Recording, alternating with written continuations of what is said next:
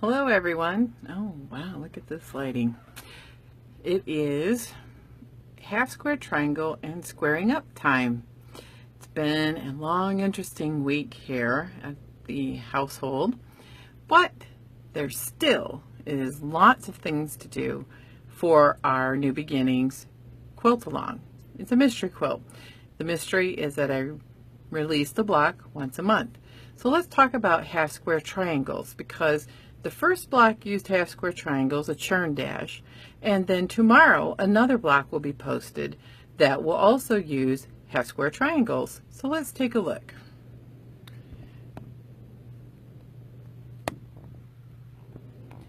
The first part of doing a half square triangle is that you have to have two contrasting blocks.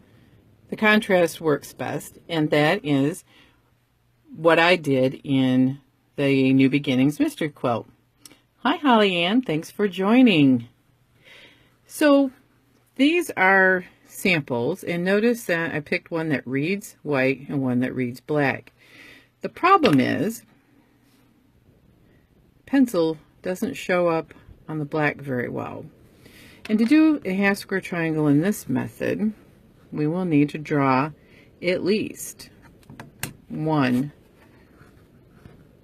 and maybe 3 lines.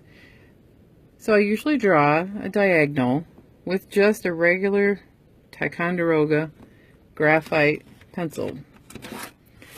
But if all I have is a dark, I will use my silver shiny metallic. And look at that. Did you see how, when I pull this away, how far that is? So that's not good enough. You really need to strive for a sharp pencil and getting that line to come to the point. Now, I'm lucky that my sewing foot, it's an open-toed foot, and I tried to see if it would show up on camera, but it doesn't. It has a mark that I can sew on 1/4 inch from each side of the line. And I would match these up.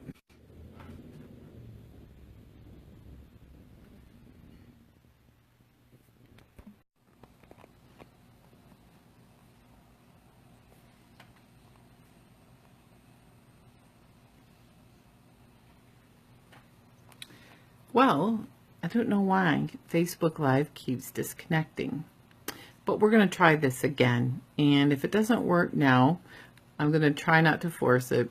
I will discard the video and try again later. I want to start with, this is the New Beginnings, New Beginnings Mystery Quilt and Quilt Along tutorial. And every week I've been releasing a block, and we have all kinds of tutorials and different things with skills. It's a skill builder type of sampler, one block at a time. So let's look at my sewing machine, so this will make more sense as we go into the tutorial. So on my sewing machine, you're going to see that I have an open-toed foot, and it's plastic, and right where the plastic ends, there's a line, and then it's metal. That is 1/4 inch. My needle is in the center position. So now let's go look at how I run a line that is drawn on a block, and I wind up sewing 1/4 inch from the line by using this right here as my guide. Does that make sense? It'll get real clear shortly. So you get to see all my, look at all this stuff. We're walking to the next room where my tool bench cutting table is. I have all my things on a pegboard, and this is where I do all of my work. So you can see I made a line, and because as double lines because you want it to be as close with just a regular graphite pencil from corner to corner, because you're going to sew 1/4 inch off of each line. I have paired my little blocks together, face right sides together, and you can see I used this particular dark color, but I didn't draw the line on it because my pencil wouldn't show up. Now sometimes I only have dark fabrics or something a graphite pencil won't show up, and this is a quilter's pencil number 43. I've had it for years. It's been in the Notion aisle. And then you will sew 1/4 inch off of this line. I line up this, remember, on the line of the sewing machine that I just showed you on the left, and then my needle will be 1/4 inch. I sew this line. I will flip my pair. I will line the proper line up on the foot of the sewing machine where that little line is on my foot, and I sew again.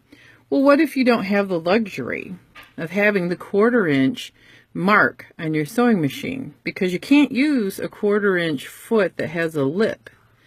Well, you might have to come along and use a 1/4 inch line on your ruler, which is mine is right here. And you may have to draw or put another line where to sew. Now I'm just going to use my little square up ruler, and you can see this one has a 1/4 inch. You do have to kind of get this technical and fussy about it because you want your triangles to be the right size. You sew on the lines. When you're done, you take your rotary cutter and you cut on that center line.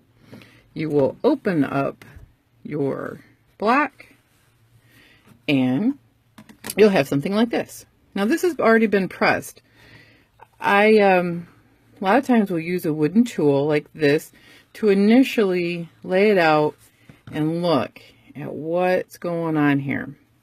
Then I will take it to a hot iron. You can see that on this particular block, it's a scant 1/4 inch. I didn't do a very good job, and this is actually a reject block from my sampler. But look it, we have a half square triangle. The first thing you have to do is square it up. So what you have to look up at the directions, and there is a diagonal line on most square up rulers, and you lay it right down the center. Now in this particular case, the square up ruler is 3.5 inches, and that's what I want this block to be, is 3.5 inches. It really doesn't matter if you take the square up ruler all the way to the corner if this is good and square. But in this particular instance, I cut oversized blocks, put the square up ruler here, and then I will trim here. Now the good news is I have my favorite Notion here, the twirling mat. Now if you don't have this kind of stuff, you don't have to have it. You don't even really need a square up ruler, but they make life so much easier. And then you would trim away, and then you'll have a square that's perfectly sized.